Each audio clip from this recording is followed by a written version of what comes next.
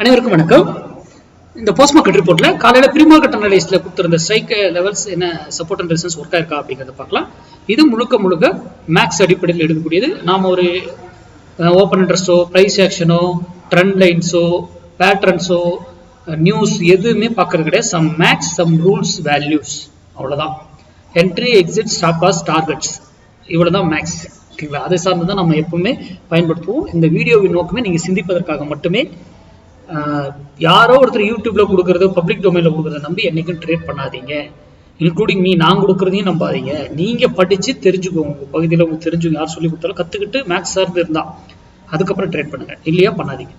அப்புறம் நாளைக்கு அந்த ஸ்மார்ட் டிசைடர் இண்டிகேட்டர் நியூ அப்டேஷனோட நாளைக்கு அதுக்கான ஃப்ரீ வெபினார் இருக்கு.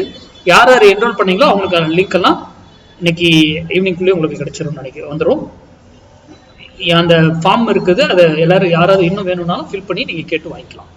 சரி, இன்னைக்கு இன்னைக்கு எக்ஸ்பைரி கூட 0 to 0 கால்ல இருந்தது. நம்ம 0 to 0 கால் சொன்னபடி அந்த வேலையில தான், அந்த டைம், அந்த பிரீமியத்துல தான் அந்த மூவ்மெண்ட் நடக்கும். அதுதான் நம்ம மேக்ஸ். அவ்வளவு அழகா நடந்திருக்கும். ஓகேங்களா? ஸ்டூடெண்ட்ஸ் நல்லா பண்ணிருப்பீங்கன்னு நினைக்கிறேன். 0 to 0 கால். ஓகே, இன்னைக்கு நம்ம கொடுத்திருந்த ஸ்ட்ரைக் 26,300 புட்டு 62 rupees சப்போர்ட் எடுத்தா மார்க்கெட் ஃபால் ஆகும்.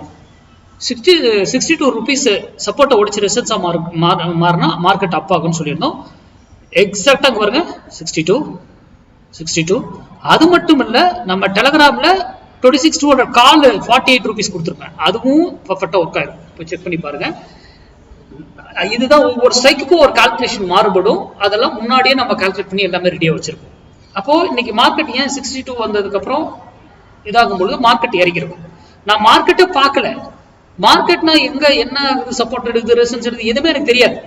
ஆனா நம்ம போடுற ஸ்ட்ரைக்கு, நம்ம சொல்ற விலையில ஏன் சப்போர்ட் எடுக்குது, சிந்திங்க, சிந்தித்து செயல்படுங்க. நீங்க சிந்திப்பதற்காக மட்டுமே இந்த வீடியோ. நன்றி, வணக்கம், வாழ்க வளமுடன்.